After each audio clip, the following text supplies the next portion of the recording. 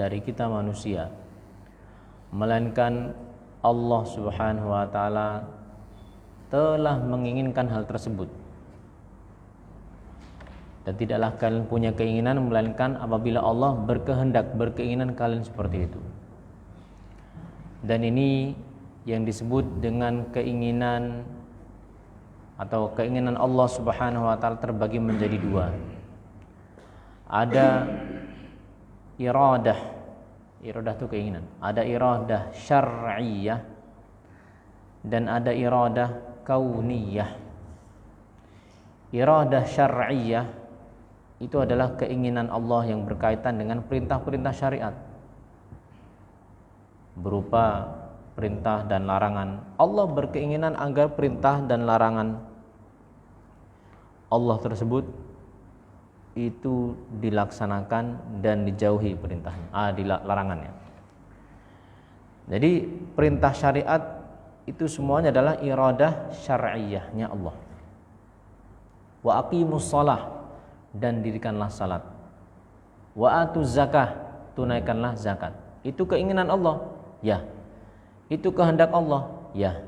Itu kehendak Allah yang syar'iyah, yang berkaitan dengan perintah dan larangan syariat Allah Subhanahu wa taala. Wala taqrabuz zina, jangan dekati zina. Ya, itu syariat Allah.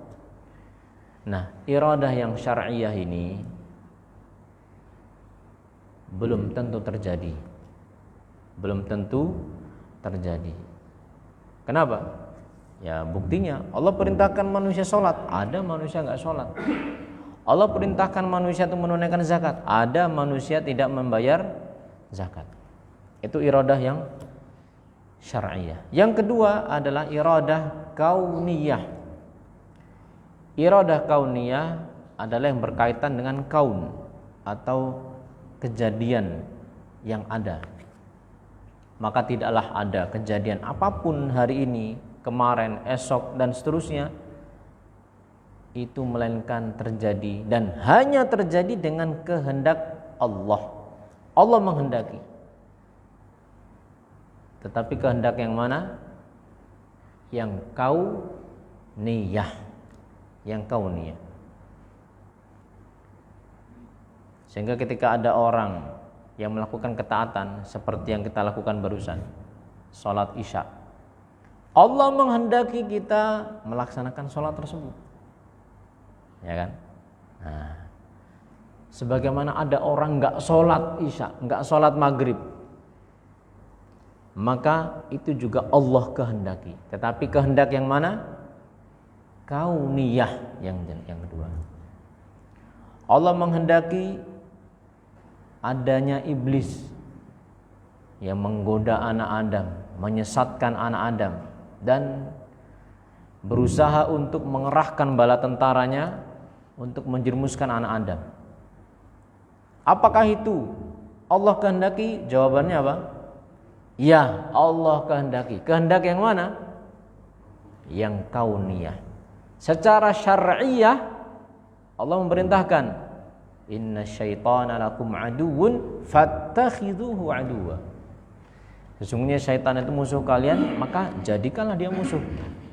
Ya, Allah secara syar'i memerintahkan untuk menjadikan setan sebagai iblis sebagai musuh.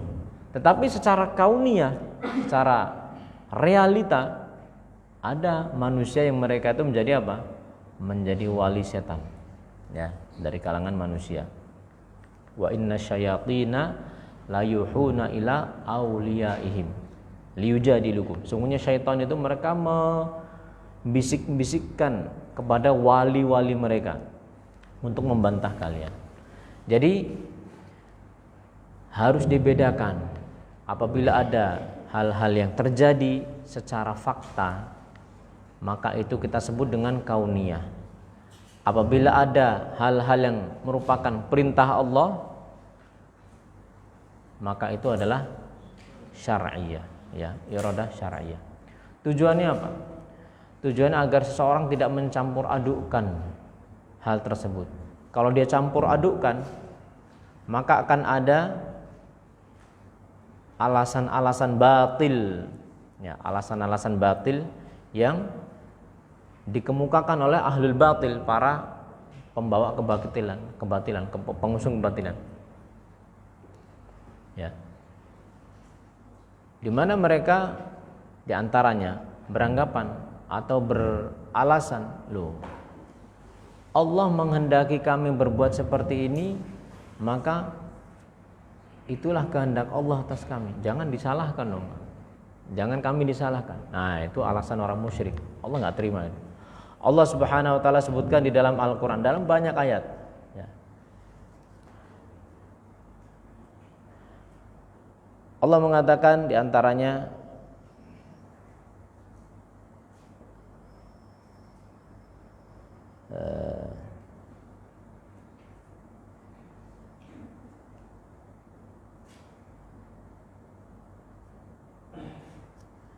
surat Al-An'am, sayaqulul ladzina asyraku, akan berkata orang-orang musyrik, lau sya'allahu ma asyrakna. Kalau Allah mau, Allah tidak menjadikan kami ini berbuat syirik. Kalau Allah mau, kami tidak berbuat syirik. Wala abauna, dan juga tidak juga bapak kami. Wala haramna min syai', tidak juga kami mengharamkan sesuatu. Maksud mereka adalah ingin mengatakan kami ini melakukan atas dasar kehendak Allah atas kami. Kami ini berbuat syirik karena atas dasar Allah menghendaki kami begini. Bapak kami berbuat syirik karena Allah menghendaki bapak kami seperti ini. Ya. Kalau Allah mau, kami nggak berbuat syirik. Dengan kata lain, ini adalah kehendak Allah atas kami, jangan kami disalah-salahkan. Udah bener, ini kehendak Allah. Nyalahkan takdir. Apa kata Allah? Kadzalika kadzdzabal ladzina min qablihim hatta dzaqu ba'sana. Itulah alasan klise orang-orang yang mereka mendustakan ayat-ayat kami sampai mereka itu merasakan azab kami. Maka tidak diterima alasan seperti itu. Kalau hari ini ada orang beralasan, kenapa kau nggak sholat? Ya Allah menakdirkan saya nggak sholat. Kenapa anda beralasan dengan takdir untuk maksiat? Itu nggak diterima. Alasan takdir untuk maksiat tidak diterima.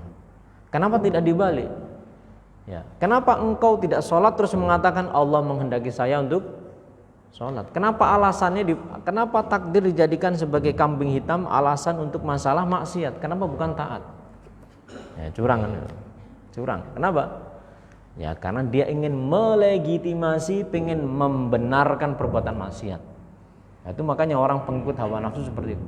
Sementara kalau dalam urusan perkara dunia, dia nggak pakai takdir. Dalam arti nggak pakai takdir itu nggak beralasan dengan begitu. Kenapa anda kerja? Nggak usah kerja lah. Oh harus kerja. Kalau nggak kerja ya nggak dapat. Nah itu. Begitu udah urusan duit, pinter itu, jadi waras. Ya. Kenapa kok jualan? Ya kita jualan supaya dapat untung pemasukan. Nah, jadi waras itu. Ya. Tapi begitu sudah ngomong kemaksiatan, loh, kenapa kok nggak sholat? Ya Allah menghendaki saya begini. Ya, saya nggak sholat. Harusnya dia gunakan kewarasannya juga. Karena Allah Subhanahu wa taala sudah memberikan jalan. Yang ini ke surga, yang ini ke neraka. Ya kan?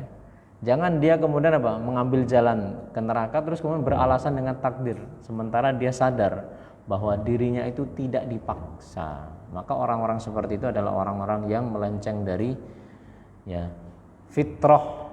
Demikian juga melenceng dari Al-Qur'an, melenceng dari As-Sunnah.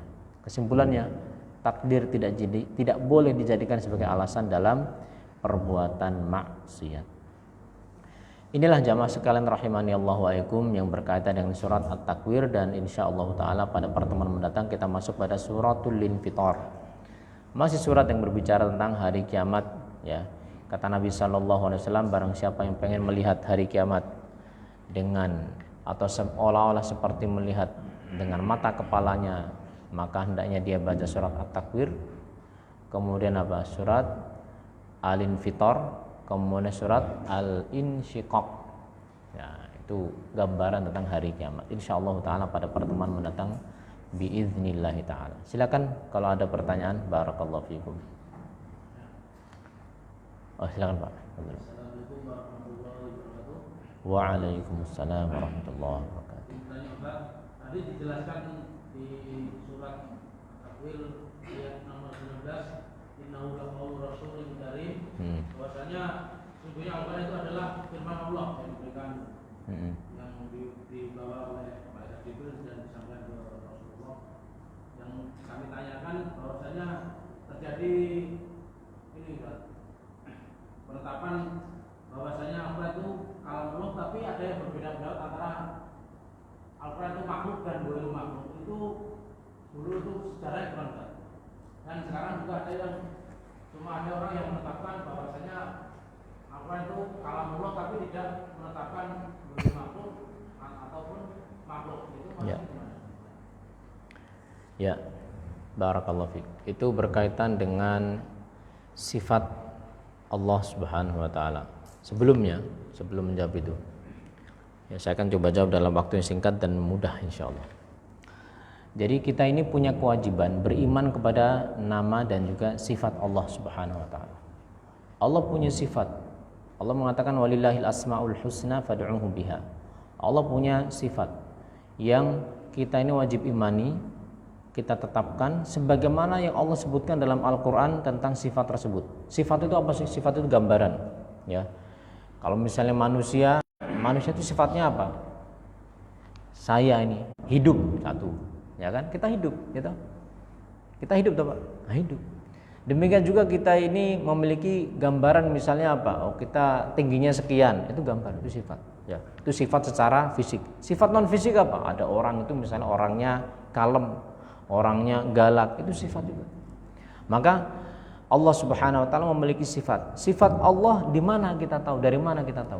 Kita tahu dari Al-Qur'an dan hadis Nabi sallallahu alaihi wasallam, di mana Allah menggambarkan tentang dirinya sendiri di Al-Qur'an itu. Rasul sallallahu alaihi wasallam menggambarkan tentang Allah di dalam hadis-hadis Nabi sallallahu alaihi wasallam.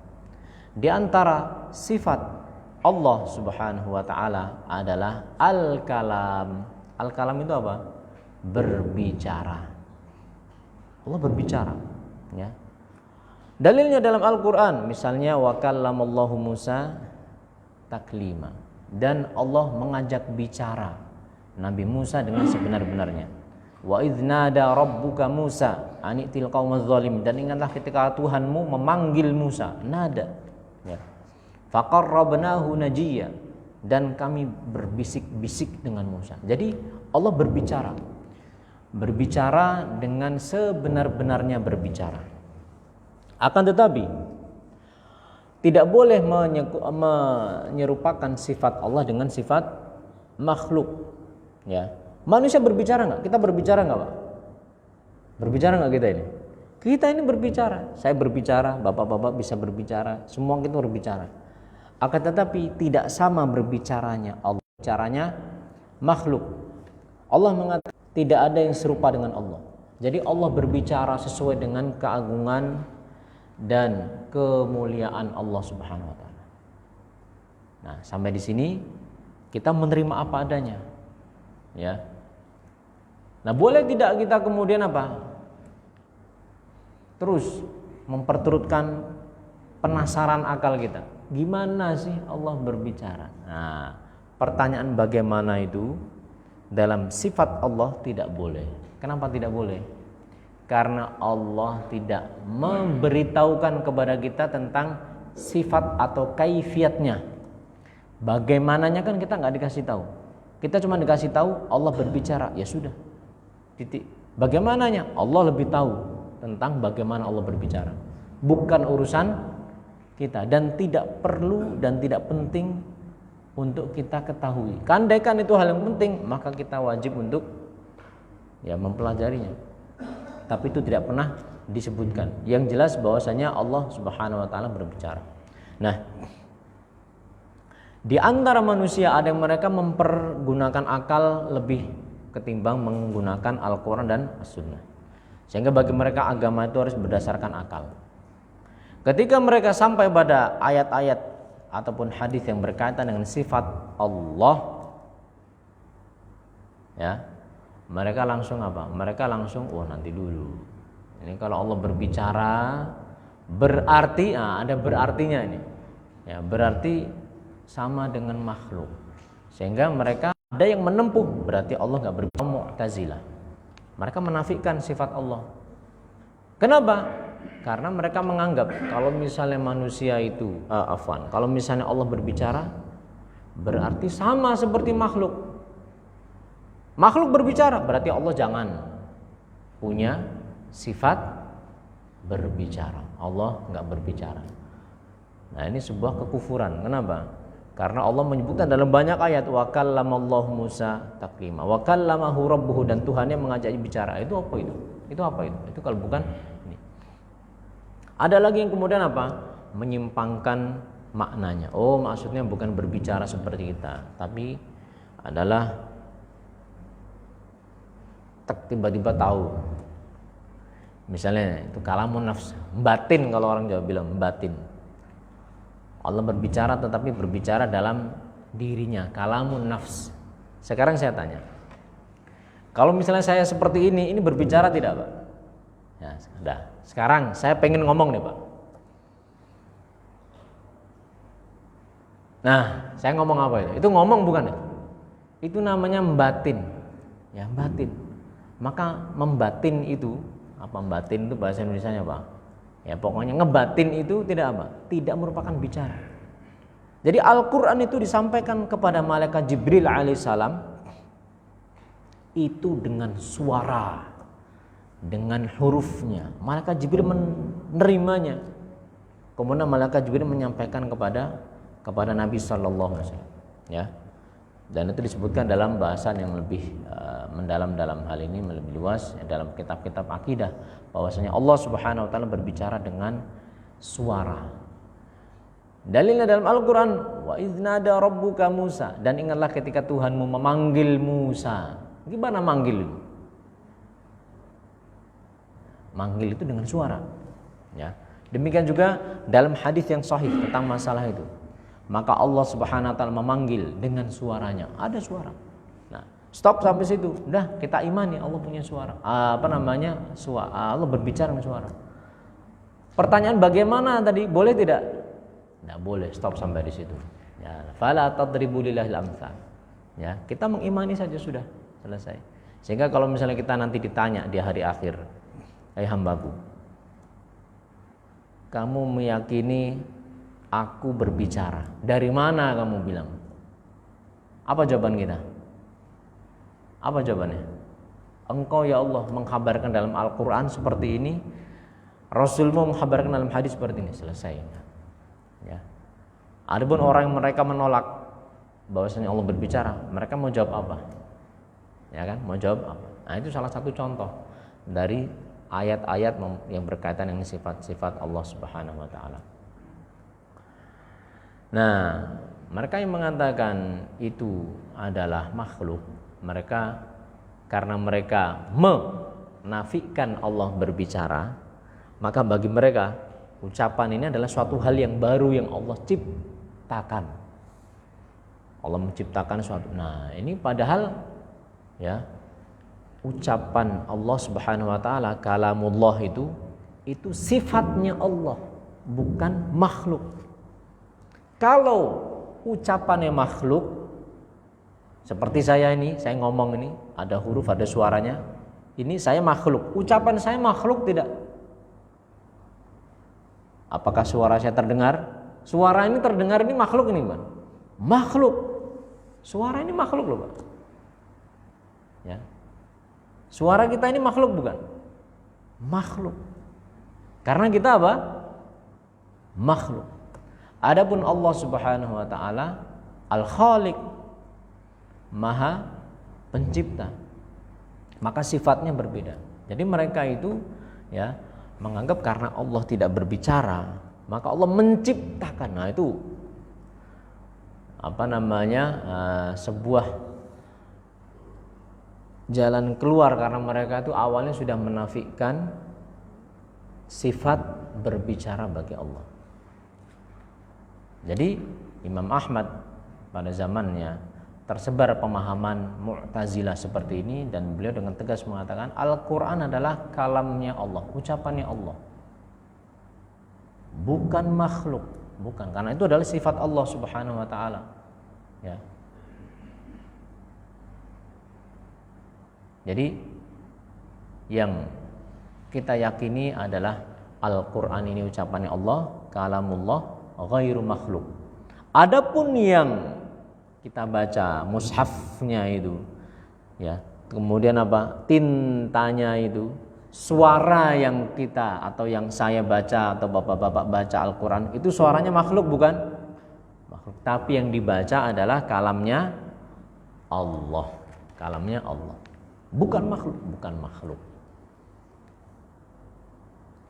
Semoga bisa memberikan pencerahan, Pak. Ya. Karena itu kalau diterangkan mungkin butuh satu majelis khusus insyaallah. Barakallahu fikum. Silakan Pak kalau ada yang lain. Ya. Assalamualaikum warahmatullahi wabarakatuh.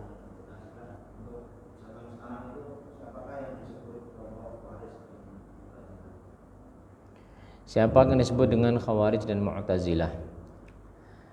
Jadi nama itu bisa berubah dari masa ke masa. Tetapi istilah itu merujuk kepada pemahaman, Pak. Jadi tidak ada dan tidak akan kita dapati ya pendaftaran dibuka, open recruitment, partai misalnya Khawarij, siapa mau daftar partai Khawarij, atau misalnya seorang pengen ikut lembaga judulnya apa, Khawarij, nggak ada. Itu adalah pemahaman yang berkaitan dengan para pelaku, orang yang meyakini bagaimana status pelaku dosa besarnya. Khawarij itu juga sejarah tersendiri, Pak. Khawarij disebut Khawarij karena mereka itu orang yang kharaja, keluar dari ketaatan pemimpin yang sah. Itu istilah awalnya. Di mana mereka itu ya pada awalnya itu mereka ikut memerangi kaum muslimin atau sebagian kaum muslimin yang terjadi ketika ada fitnah. Awalnya itu kalau ditarik awalnya moyangnya itu adalah mereka para pengikut ajaran As-Sabaiyah. Mereka itu, jadi Abdullah bin Saba ini, Ibnu Saba ini, dia ketika di masa Utsman radhiyallahu an itu menyebarkan desas-desus negatif tentang Utsman. Utsman demikian, Utsman korupsi, nepotisme. Utsman itu dia mengangkat orang yang tidak layak untuk dijadikan sebagai gubernur. Pokoknya dijelek-jelekan pemimpin. Sampai akhirnya terbakar emosi sebagian rakyat ketika itu, yang ada di Irak, yang ada di Mekah dan beberapa tempat yang lain. Maka mereka menggeruduk ke Madinah. Ya, awalnya itu. Sampailah kemudian terjadilah pembunuhan terhadap Utsman radhiyallahu anhu. Ya. Satu hal yang tidak pernah terbayangkan oleh para sahabat yang ada di Madinah juga. Karena rumah Utsman dikepung sama orang-orang itu. Singkatnya kemudian terjadilah fitnah selanjutnya. Maka sebagian sahabat mereka ingin agar darah Utsman ini dituntaskan, pembunuhnya mana ditangkap. Kemudian di sisi lain ada sebagian sahabat yang mereka memandang, ya dalam hal ini Ali bin Abi Thalib memandang agar nanti dulu ini kita harus baiat dulu semuanya kepada saya, karena saya adalah khalifah yang baru penerus Utsman. Tidak semua sahabat itu kemudian berbaiat, di antaranya Muawiyah bin Abi Sufyan, sampai terjadi terjadi peperangan antara mereka sebagai bentuk ijtihad. Karena dalam hal ini Muawiyah berpendapat bahwasanya ini harus segera dituntaskan. Darahnya Utsman ini siapa yang bunuh harus segera dituntaskan. Sementara Ali berpendapat nanti dulu, ya kamu baiat dulu, nanti nanti kita tuntaskan bareng-bareng. Saya juga lagi kita lagi menstabilkan keadaan. Yang ini tidak mau berbaiat, yang ini tetap dengan keinginannya. Akhirnya terjadilah peperangan. Ya.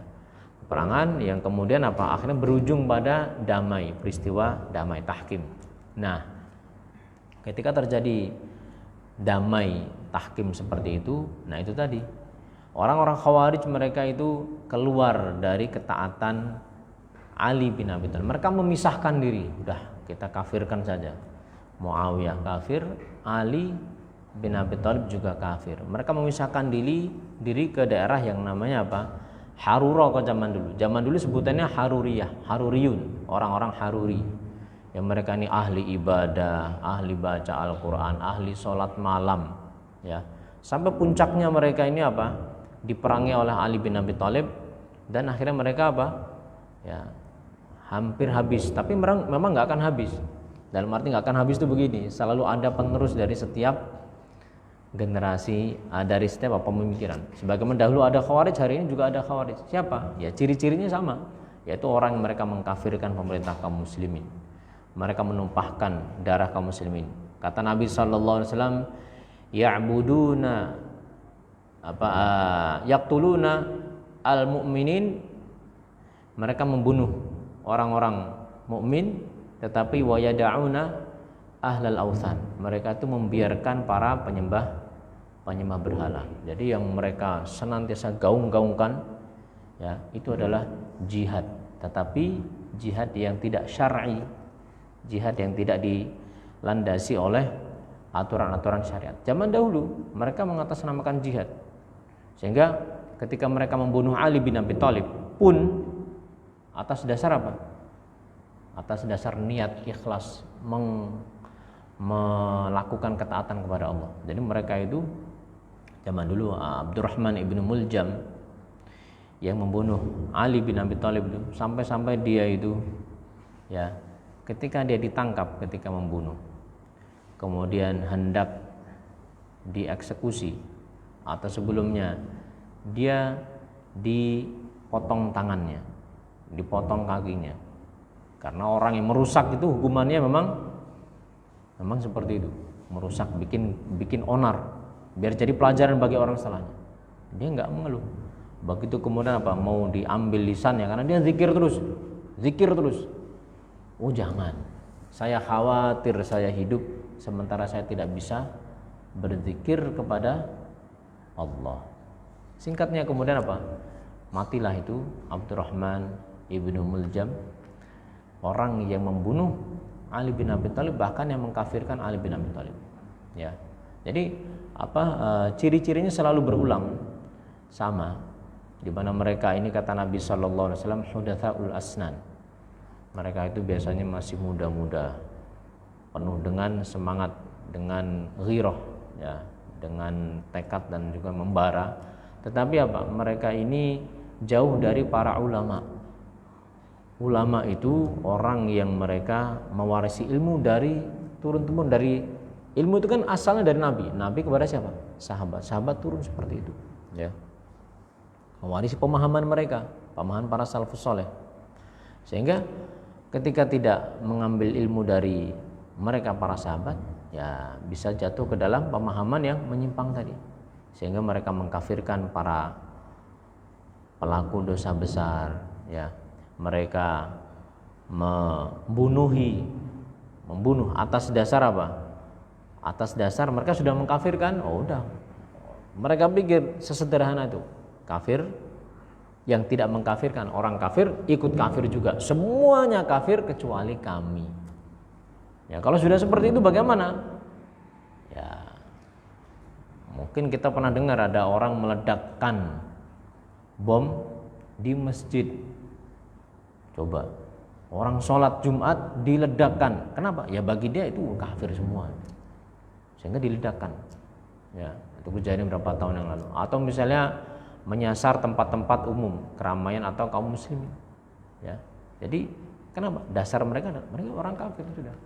Kita ini dikafirkan. Ya, dengan sebab apa? Karena kita tidak mengkafirkan orang yang mereka kafirkan. Mereka mengkafirkan misalnya penguasa kaum muslimin. Kita tidak mengkafirkan penguasa, berarti kita kena apa? Nah, ikut-ikutan kafir. Padahal orang kafir pun dalam Islam itu tidak dengan serta-merta halal untuk ditumpahkan darahnya, kan ada aturannya. Pokoknya aturan udah nggak di ini, ya. Makanya Kata Nabi SAW, orang-orang seperti itu adalah orang yang hawa nafsu itu menjalar ke seluruh tubuhnya. Ya. Ada keutamaan bagi orang yang memerangi mereka dan orang yang terbunuh oleh mereka. Maka dari itu, ya, penting untuk kita itu mempelajari agama ini. Tidak hanya mempelajari Al-Quran. Betul Al-Quran kita pelajari, tapi bukan cuma bacanya saja, kandungannya, ya, istilahnya manhajnya, metodologi dalam beragama itu penting sekali. Semoga Allah Subhanahu wa taala lindungi kita dan juga anak-anak kita. Ini sama sekali bukan merupakan bentuk menjadikan orang itu fobi terhadap belajar agama, bukan. Orang kalau nggak belajar agama malah bisa terjatuh dalam pemahaman yang menyimpang.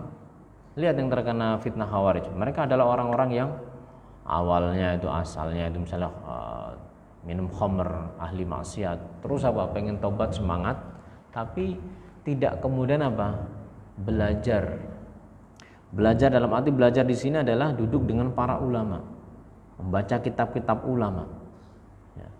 Mereka hanya tersulut oleh semangat dan emosi, pengen jadi penganten ya, istilahnya penganten kan. Gimana jadi penganten? Udah, singkatnya adalah dengan ya bikin bom dan seterusnya, masuk ke ruangan publik atau yang lainnya secara membabi buta. Dan itu tidak hanya terjadi di negara kita, di tempat-tempat yang lain. Kenapa? Ya karena memang eyangnya itu atau moyangnya itu sama. Dahulu moyang mereka itu adalah orang yang mengata-ngatai Nabi SAW. I'dil ya Muhammad, ya, adil ya Muhammad. Ketika terjadi pembagian ghanimah di salah satu peperangan, kalau tidak salah perang Hunain. Maka orang ini melihat, ini kok nggak adil ini, Rasul kok nggak adil. Orang yang baru masuk Islam dapat banyak, yang sudah lama orang Ansor sama sekali nggak dapat. Itu pembagian Nabi ketika Hunain. Yang baru masuk Islam itu dikasih 100 onta. Ini yang udah lama ikut nggak dikasih sama Nabi. Sampai ada I'dil Muhammad, adillah Muhammad. Jadi mereka adalah orang yang mengedepankan akal, hawa nafsu di atas wahyu. Nabi itu membagi dengan wahyu. Sampai kemudian sebagian sahabat pengen mengeksekusi orang ini, ternyata lagi sholat. Pas yang terakhir Ali bin Abi Thalib mau eksekusi, orang sudah nggak ada. Nah, kata Nabi, nanti kamu, giliranmu itu nanti. Kamu akan keluar dari keturunan orang ini, orang-orang yang seperti itu, hawa nafsu itu mengalir dalam diri. Maka penting kita belajar Islam dengan benar, ya. Semoga Allah Subhanahu wa taala berikan taufik. Mungkin kita cukupkan. Wassallallahu ala nabiyina Muhammadin wa ala alihi wa sahbihi wasallam wa akhiru da'wana anil hamdulillahi rabbil alamin. Wassalamualaikum warahmatullahi wabarakatuh.